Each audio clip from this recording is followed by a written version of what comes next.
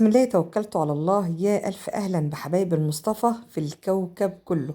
نوحد الواحد ونصلي على حبيبكم الهادي، وهنعمل مع بعض النهاردة أجمل جلاش حلو على الكوكب بمنتهى البساطة والسهولة والخفة. يلا بينا نعمل الوصفة بتاعتنا مع بعض. اتفضلوا نشوف التفاصيل.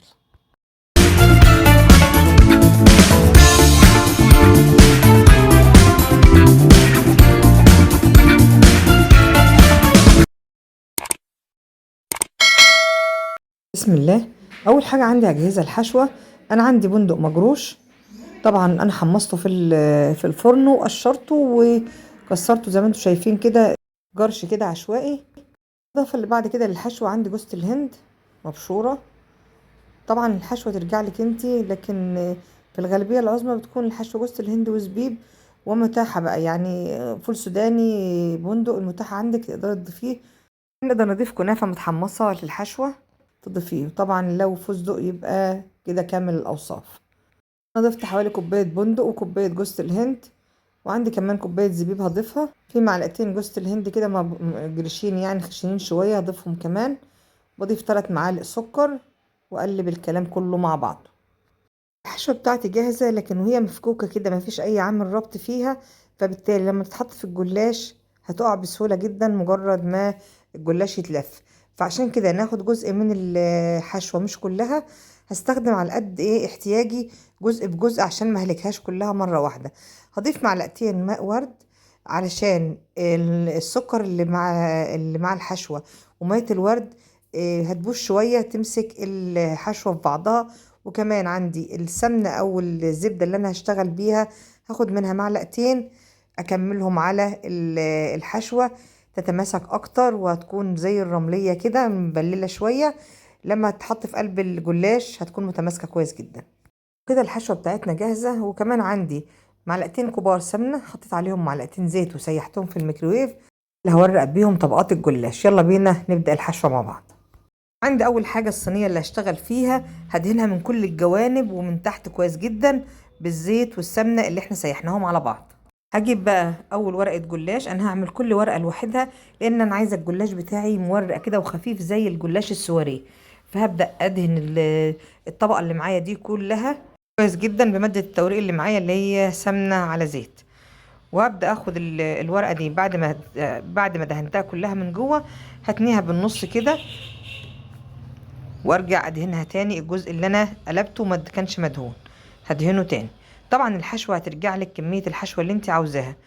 بحب جدا الحشوه بتاعتها واضحه كتيره يعني، لكن طبعا عشان نعمل الجلاش سواريه يعني رفيع قوي وصغنطط كده، فما ينفعش ان انا اخلي الحشوه كتيره جدا جواه، لازم تكون كده متوسطه نسبه وتناسب كده. هفرد الحشوه في قلب على طرف الجلاش اللي احنا تنيناه، وهلف تاني الجلاش على نفسه كده زي ما حضرتك شايفة.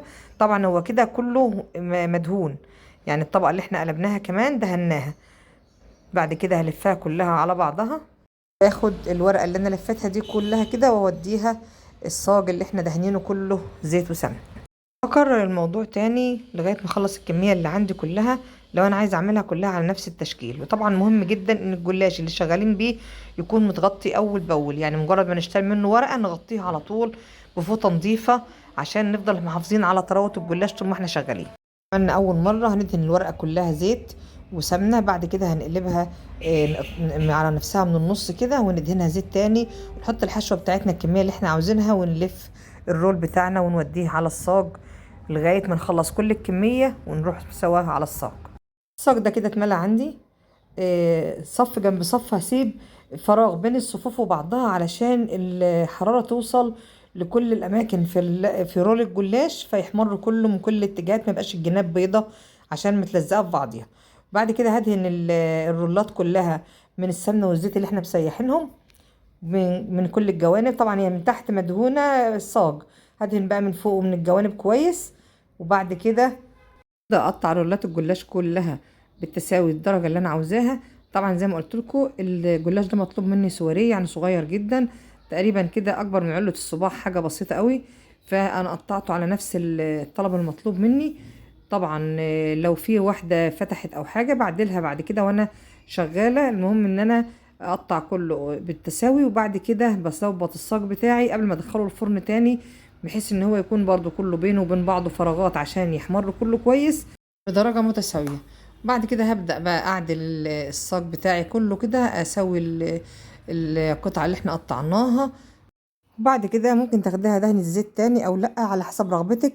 هدخلها الفرن يكون سخن مسبقا على حرارة متوسطة فوق وتحت.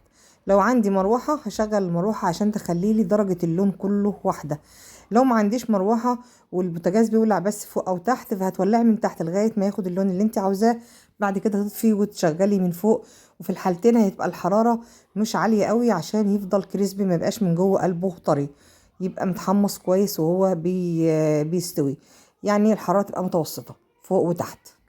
بعد ما خرج من الفرن زي ما انتم شايفين كده بالجمال ده، هو سخن، سقيته على طول الشربات بتاعه. الشربات هحط لكم مقاديره في صندوق الوصف. بسقي الجلاش زي ما انتم شايفين، انا بسقيه خفيف قوي لان مش مطلوب انه سكره كتير، ان يكون عسله كتير. الجلاش اللي مطلوب مني عسله معقول جدا جدا، زي تقريبا اغلب الحلويات اللي انا بعملها واللي اتميزت بيها، ان ما يبقاش السكر بتاعها والعسل فازع او زيادة عن اللزوم. في المعقول اللي هو يكون يدوبك محلي الحاجة بس. فبالتالي انا هحط السيرم على الجلاش كله، بسيبه بس 5 دقايق كده بيتشرب من السيرم، وبعد كده ببدأ انقله في الحاجة اللي هقدمه فيها او العلبة اللي انا هقفل عليه فيها وابعته لاصحابه زي ما هتشوفوا حضراتكم دلوقتي. انا ما عملتش في الفيديو هنا الشربات لان انا عاملاه كتير جدا، وهحط لكم اللينك بتاع فيديو من فيديوهات الشربات، ما يبقاش الفيديو ده طويل عليكم قوي. الجلاش البسيط ده من اكتر الحلويات المحبوبة عند اغلب بيوتنا في مصر. بسيط جدا وسهل واي بنوت تقدر تعمله، وكمان تكلفته مش عالية قوي زي بقية الحلويات. نقدر كمان نستغنى عن الحشوة اللي فيه ونحشيه بس بكنافة متحمصة كده بدون حشو خالص، وحاجة حلوة وسريعة. بألف هنا وشفا لأصحاب الأوردر، وبألف هنا وشفا لحضراتكم لما تنفذوا الوصفة. أتمنى إذا عجبكم الفيديو تشرفونا بوجودكم معانا في القناة بتعليقكم الجميل على محتوى القناة ورأيكم في الفيديو وفي المجمل للقناة كلها. تشرف باشتراككم أو إعجابكم وتعليقكم على القناة إذا كنا نستحق وجودكم المشرف معنا.